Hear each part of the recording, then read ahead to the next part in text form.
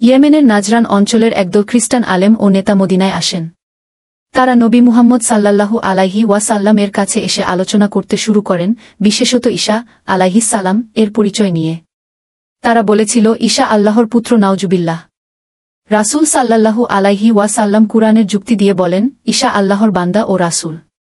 তিনি আল্লাহর আদেশে কুমারী মরিয়ম আলাইহিস সালামের গর্ভে জন্মেছেন, যেমন আদম আলাইহিস সালাম কোনো পিতামাতা ছাড়াই সৃষ্টি হয়েছেন। তবুও তারা একগুঁয়ে হয়ে যুক্তি মানতে অস্বীকার করে। তখন আল্লাহর নির্দেশ আসে, হে নবী, তাদের বলো, আমরা আমাদের সন্তান, স্ত্রী এবং নিজেরা আসি, তোমরাও তোমাদের সন্তান, স্ত্রী এবং নিজেরা আসো। তারপর আমরা দোয়া করি, আল্লাহর কাছে প্রার্থনা করি যে না তিনি মিথ্যাবাদীদের উপর অভিশাপ নাজিল করেন। খ্রিস্টানরা ভীত হয়ে গেল।